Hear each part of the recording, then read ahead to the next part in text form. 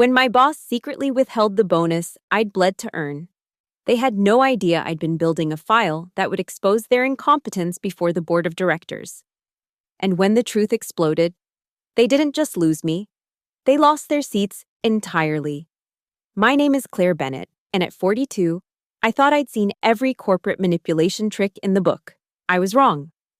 After 8 years as Senior Director of Client Relations at Stradivarius Solutions, a mid-sized B2B consulting firm in Chicago, I believed my track record spoke for itself.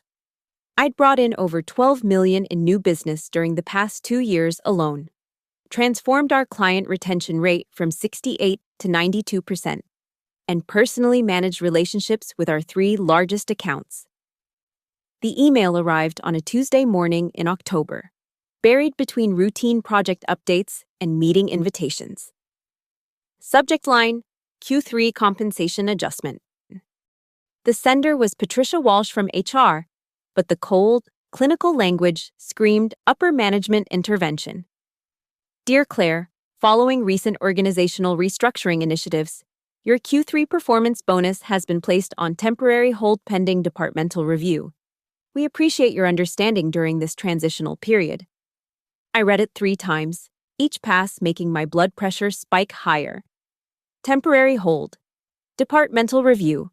Corporate speak for we're screwing you over and hoping you'll take it quietly. The bonus in question wasn't pocket change. Based on my contracts closed and revenue generated, I was looking at nearly $40,000, money I'd already mentally allocated toward my daughter's college fund and the kitchen renovation my husband had been patiently waiting for. I marched straight to Greg Matheson's corner office, as Deputy General Manager. Greg had been my direct supervisor for the past 3 years.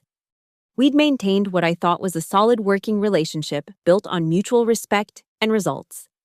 His office door was closed, but I could hear voices inside, Greg's nasal Chicago accent mixing with Eric Dalton's deeper Minnesota drawl.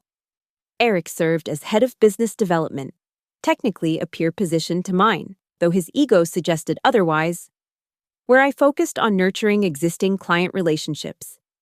Eric chased new deals with the subtlety of a bull in a china shop. His success rate was mediocre at best, but he possessed that particular brand of white male confidence that seemed to impress our previous CEO. I knocked sharply and entered without waiting for permission. Both men looked up from Eric's laptop screen, their expressions shifting from conspiratorial to carefully neutral. Claire, Greg said, his smile as genuine as a campaign promise. What can we do for you? I received an interesting email from HR about my bonus being delayed. I'm hoping you can clarify what departmental review means. Greg and Eric exchanged a glance that lasted a fraction too long. Eric closed his laptop with deliberate casualness. Well, you know how it is with the new ownership structure, Greg said, referring to the private equity firm that had acquired Stradivarius 6 months prior. Everything's being scrutinized more closely now. Raymond wants to ensure all compensation aligns with current market standards. Raymond Lockhart was our new CEO, brought in by the PE firm to optimize operations. In the few interactions I'd had with him, he seemed competent but distant, the kind of executive who relied heavily on department heads to manage day-to-day operations.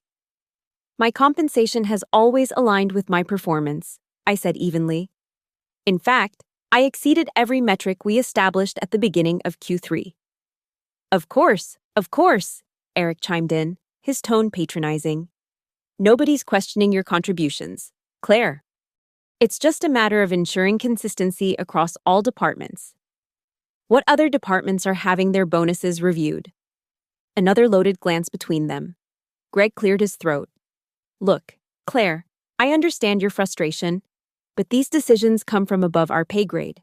The best thing you can do is be patient while the review process plays out. I left their office with my jaw clenched and my suspicions confirmed. This wasn't about market alignment or new ownership protocols. This was personal, and I intended to find out why. That evening, I sat in my home office reviewing every client interaction, every project deliverable, every performance metric from the past quarter. My numbers were flawless. Not just good, outstanding. I delivered 3 major contract renewals worth a combined $2 $8 million annually. Successfully negotiated a 40% increase in services with our largest client, and personally salvaged a relationship that Eric had nearly destroyed through his ham-fisted approach to upselling. The more I analyzed my performance, the more certain I became that something else was driving this decision. Over the next few days, I began paying closer attention to office dynamics, listening to conversations that previously would have passed unnoticed. It was during one of these reconnaissance missions that I overheard the conversation that changed everything. I was working late on a Thursday evening, most of the office already empty, when I heard voices coming from the conference room adjacent to my office. The door was slightly ajar, and Greg's voice carried clearly through the gap. "The transition should be seamless," he was saying. "Kyle's been shadowing Claire for months now. He understands the client portfolios better than anyone." Kyle Remington, a 28-year-old junior associate I'd been mentoring for the past year.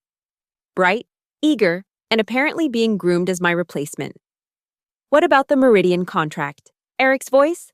"That's Claire's baby from start to finish. Kyle can handle it, and frankly, at his salary level.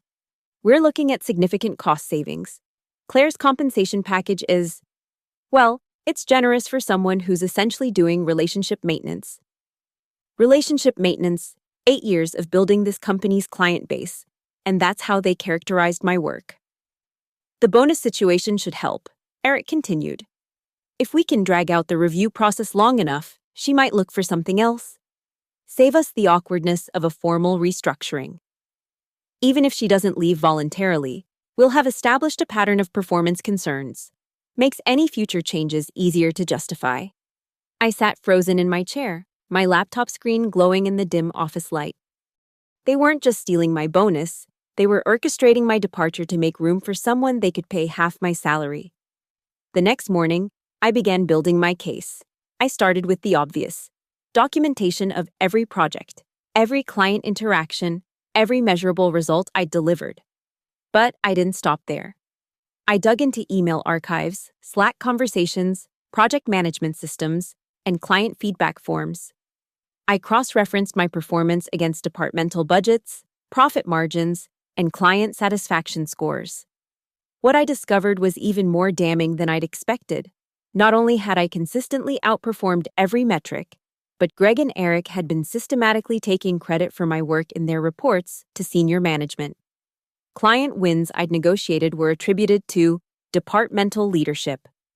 Problems I'd solved were framed as strategic interventions by management. My innovations in client retention were presented as executive-level policy implementations. But the real smoking gun came when I accessed the shared drive containing budget forecasts and compensation planning documents. Late one evening, using my administrative access that apparently hadn't been revoked yet, I found a folder labeled Q4 Restructuring Initiatives. Inside were detailed proposals for my replacement, complete with salary comparisons and transition timelines. Kyle Remington wasn't just being considered as my replacement, he'd already been promised the position. The only question was how quickly they could manage my exit. More disturbing was a spreadsheet titled Compensation Reallocation. My bonus hadn't been frozen pending review, it had been reallocated. Portions of it were being redistributed to Greg and Eric as management retention incentives, while the remainder was being used to fund Kyle's signing bonus and first-year salary bump. They weren't just stealing from me, they were using my own money to pay for my replacement. I spent the weekend making copies of everything: USB drives, cloud storage, printed documents stored in a safety deposit box. I wasn't just collecting evidence, I was building a legal case. Monday morning, I requested a meeting with Monica Tate, our HR director.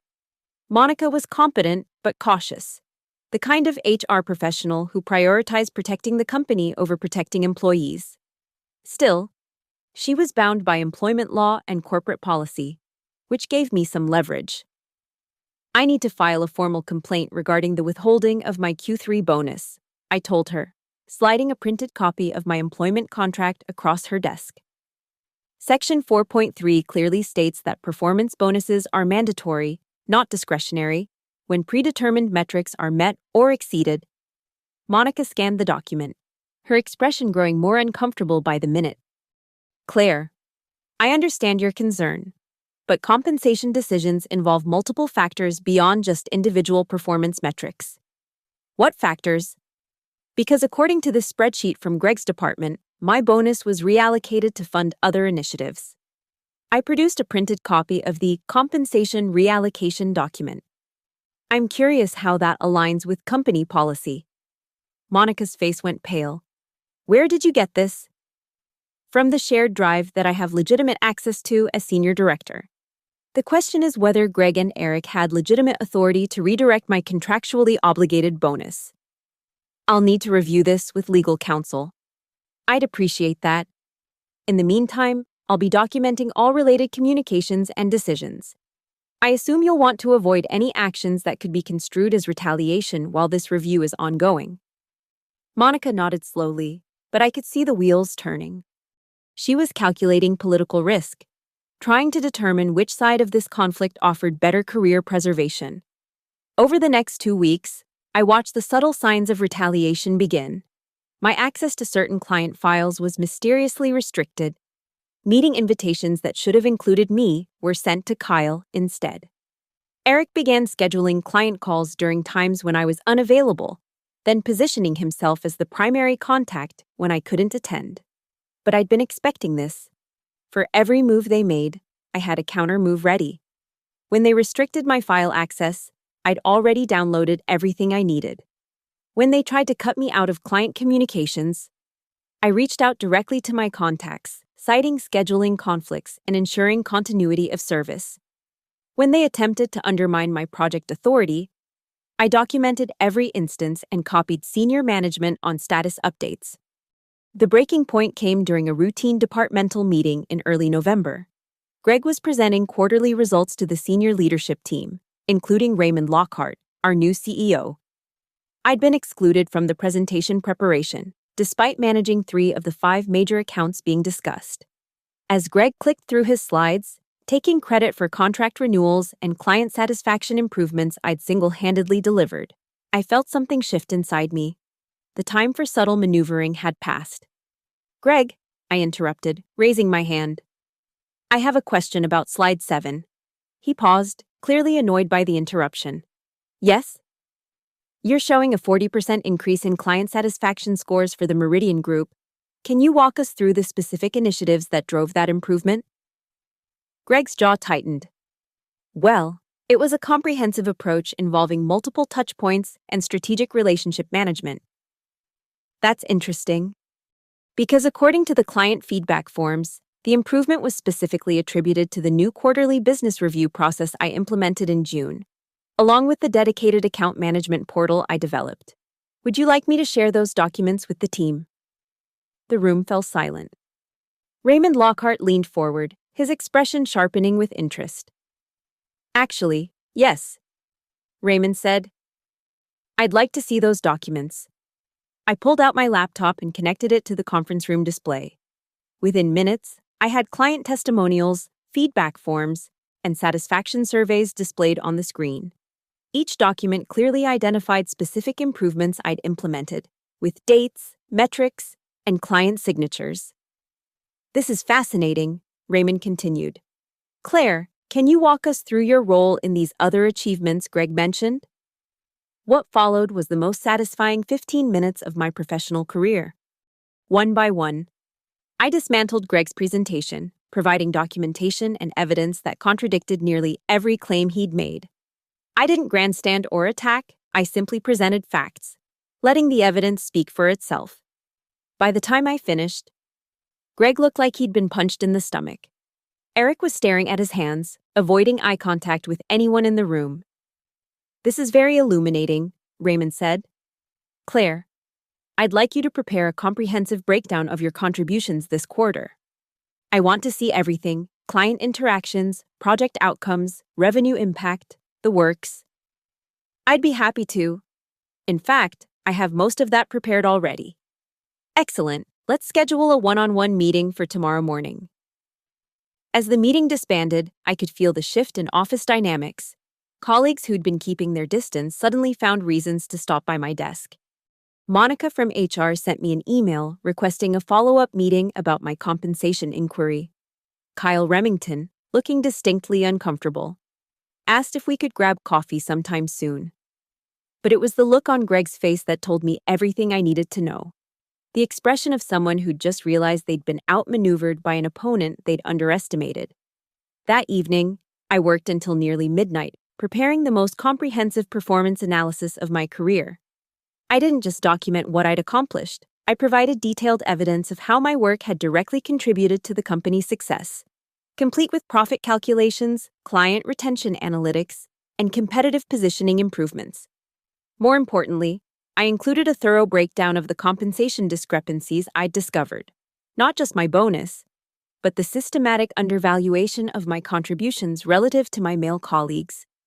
I had salary data, bonus allocations, and promotion timelines that painted a clear picture of discriminatory practices. My meeting with Raymond was scheduled for 10 a.m. I arrived 15 minutes early, armed with printed copies of everything and a USB drive containing all supporting documentation. Raymond's office was sparse, functional, with the kind of deliberately neutral decor that suggested a man focused on results rather than appearances. He gestured for me to sit across from his desk and opened a leather portfolio. "Claire, I've had a chance to review your preliminary materials. I have to say, they raise some serious questions about how this department has been managed." "I'm glad you think so. I've prepared a more detailed analysis that I believe you'll find concerning." For the next hour, I walked Raymond through my findings. I showed him the budget reallocations, the credit misattributions, the systematic exclusion from strategic discussions despite my role in client management. I presented evidence of retaliation following my bonus complaint, including documentation of reduced access and responsibilities. Raymond asked pointed questions, took detailed notes, and requested copies of specific documents. His expression remained neutral throughout, but I could sense his growing concern. "This is troubling," he said finally. "If these allegations are accurate, we're looking at potential legal exposure, not to mention significant management failures." "I believe they're more than allegations. I have documentation for everything I've presented." "I can see that, Claire. I need to ask you directly. What outcome are you seeking here?" I'd been preparing for this question for weeks. First, I want my contractually obligated bonus paid in full. Second, I want a formal acknowledgement of my contributions to this company's success. Third, I want assurance that the retaliation I've experienced will stop immediately. And if we can't provide those assurances, then I'll be forced to explore other options, including legal remedies. Raymond nodded slowly. "I understand. Give me 48 hours to investigate these claims. In the meantime, I want you to report directly to me rather than through Greg. Can you do that?" "Absolutely." "Good. And Claire? I want you to know that I take these allegations very seriously. If what you've presented is accurate, there will be consequences." I left Raymond's office feeling cautiously optimistic. For the first time in months, I felt like someone in senior management was actually listening to me. The next 24 hours were tense. Greg and Eric were clearly aware that something significant was happening, but they weren't sure what. They tried to approach me casually, fishing for information about my meeting with Raymond, but I kept my responses professionally neutral. Kyle Remington, meanwhile, looked increasingly uncomfortable. During our scheduled coffee meeting, he admitted that he'd been promised my position, but claimed he hadn't known about the bonus reallocation. "I just thought you were leaving voluntarily," he said, his voice barely above a whisper. "Greg said you were looking for new opportunities. Did he also tell you how my departure was being funded?" Kyle's face went white. "What do you mean?" I showed him the compensation reallocation spreadsheet, his signing bonus, his salary increase, even his new office furniture, all funded by redirecting my bonus payments. Jesus, Claire, I had no idea. I would never have agreed to this if I'd known. What exactly did Greg tell you about the transition timeline? That you'd be leaving by the end of the year. That it was part of a broader restructuring initiative. He said Raymond wanted to bring in fresh talent and that you were ready for new challenges. And you believed that? Kyle stared into his coffee cup. I wanted to believe it. This is a huge opportunity for me. And I didn't ask too many questions. I should have? I'm sorry. You're not responsible for Greg's decisions, Kyle. But you might want to consider what this says about the kind of manager you'd be working under. That evening, Raymond called me at home. His voice was tight with controlled anger. Claire, I need you to come in early tomorrow. We're going to have a full department meeting at 8 a.m. Is everything all right? Let's just say your documentation has been very thorough. I'll see you in the morning. I arrived at the office at 7:30 to find Raymond already there, along with Monica from HR and someone I didn't recognize, a woman in her 50s wearing an expensive suit and carrying a briefcase.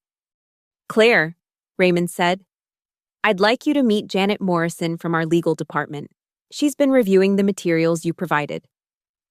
Janet stood and shook my hand. Ms. Bennett, I want to thank you for bringing these issues to our attention. Your documentation has been extremely helpful. I'm glad it's useful. It's more than useful. It's damning. We've uncovered a pattern of financial irregularities and management misconduct that goes beyond what you initially reported. Raymond gestured for me to sit. Claire, based on our investigation, we've discovered that the bonus reallocation scheme was just the tip of the iceberg. Greg and Eric have been systematically manipulating budget reports, client attribution, and performance metrics for at least 2 years. How is that possible? Apparently, they've been taking advantage of loose oversight and the transition period following our acquisition. They assumed the new ownership would be too focused on high-level strategy to scrutinize departmental operations. Monica opened her laptop. We've also discovered evidence of deliberate discrimination in compensation and promotion decisions. Your case isn't isolated, Claire. There are 3 other female employees who've been similarly affected. What happens now? Janet leaned forward. Both Greg Matheson and Eric Dalton have been terminated effective immediately. They're being escorted from the building as we speak. I felt a surge of satisfaction, followed immediately by concern. What about the department? Who's going to manage operations? That's what we need to discuss with you. Raymond said, Claire, I'd like to offer you the position of acting head of client relations, effective immediately.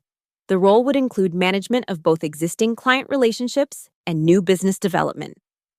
Greg's job, plus additional responsibilities.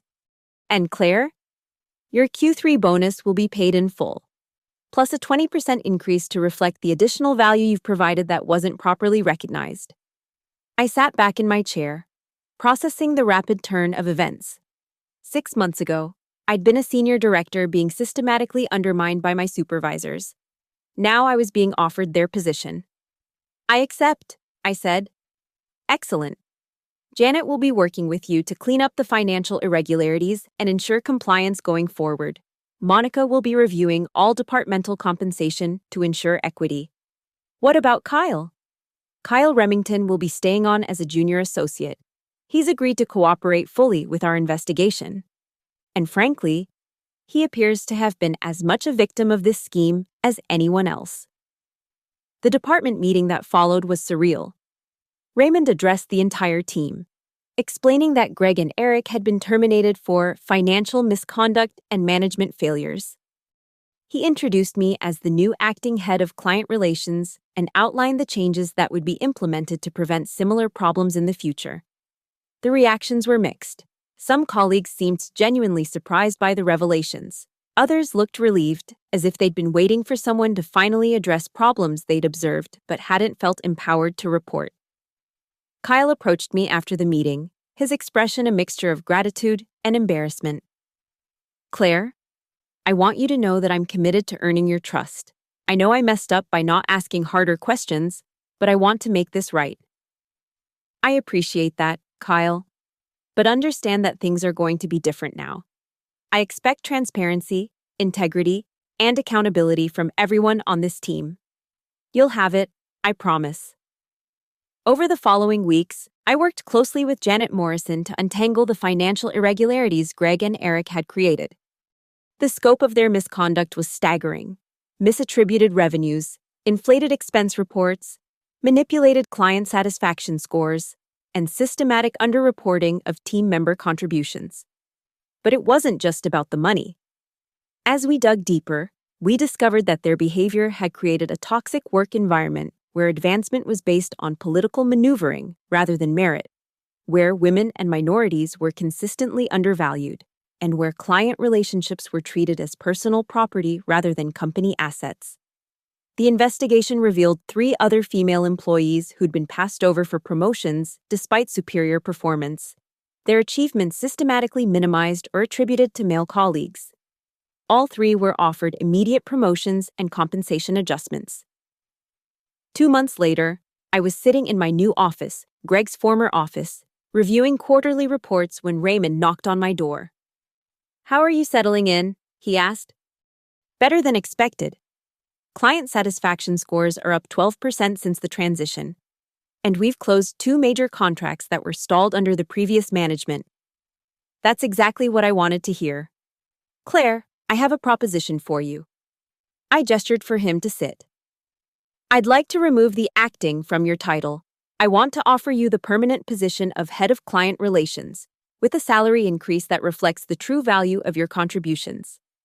"I'm listening." 30% increase, plus an expanded bonus structure tied to both individual and departmental performance. You'd also be eligible for equity participation in the company's growth. I leaned back in my chair, remembering the conversation I'd overheard just a few months earlier, when Greg had dismissed my work as relationship maintenance. "I accept," I said. "Excellent. There's one more thing. I'm expanding your responsibilities to include oversight of the entire business development department, Eric's former territory. You want me to manage both client relations and new business development? I want you to manage what should have been one integrated function all along. Greg and Eric created artificial divisions that hurt both client retention and new business acquisition. I think you can fix that." That evening, I called my husband to share the news.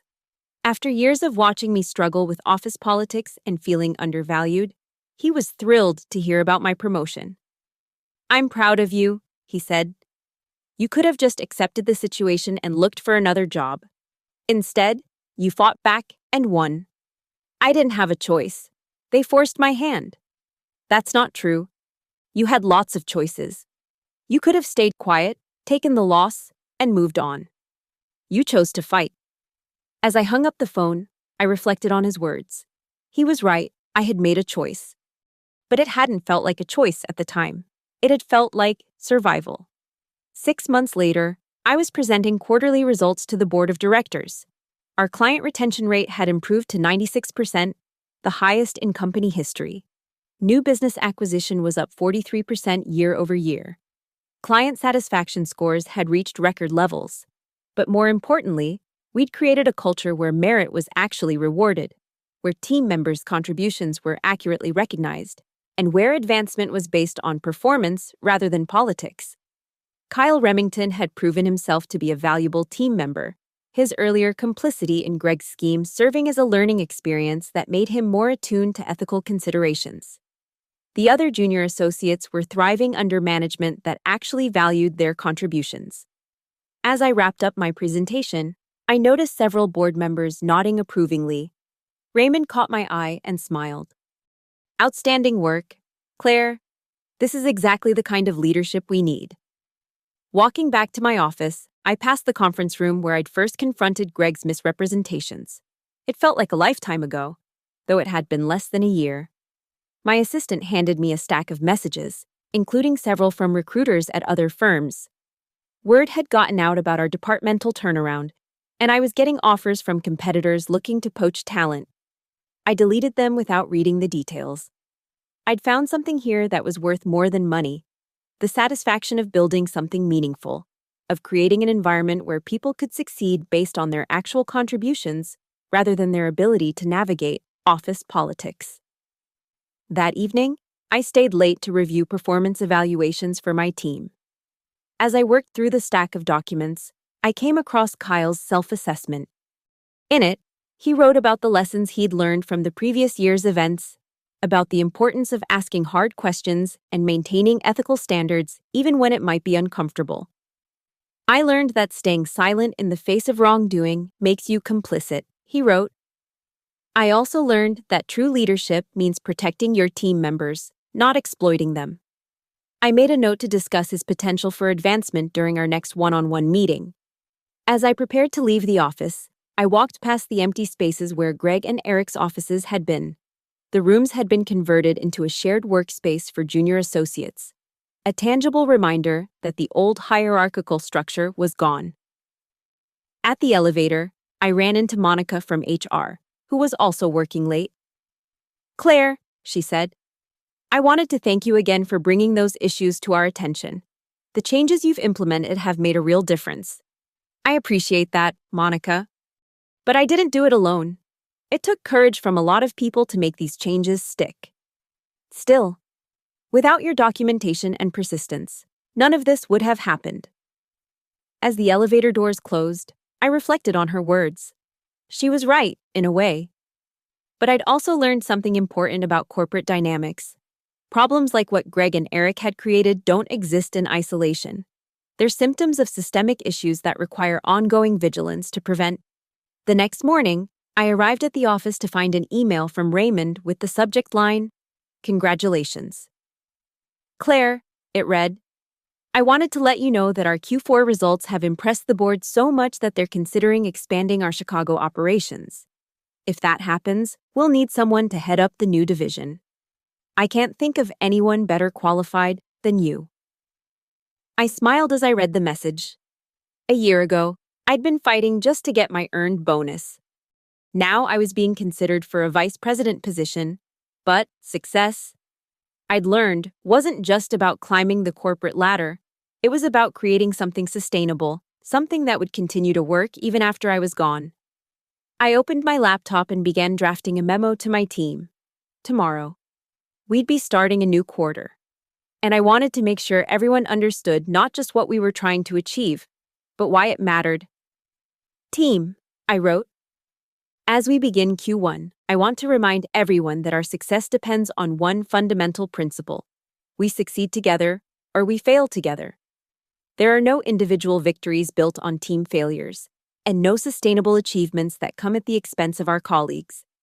I paused, thinking about Greg and Eric, about the culture they'd created and the price they'd ultimately paid for it. Our clients trust us not just with their business, but with their success. Our teammates trust us not just with their projects, but with their careers. That trust is sacred, and it's what separates us from our competitors. I finished the memo and scheduled it to be sent first thing Monday morning. Then I gathered my things and headed home, already looking forward to the challenges ahead. Walking through the office lobby, I passed the company directory that listed all department heads. My name was there now, in clean block letters. Claire Bennett, Head of Client Relations and Business Development. It had been a long journey from that first email about my delayed bonus to this moment, but I'd learned something valuable along the way. Sometimes the best revenge isn't getting even, it's getting ahead. As I stepped out into the Chicago evening, I pulled out my phone and sent a text to my husband. "On my way home, we need to talk about that kitchen renovation." Some victories were worth celebrating,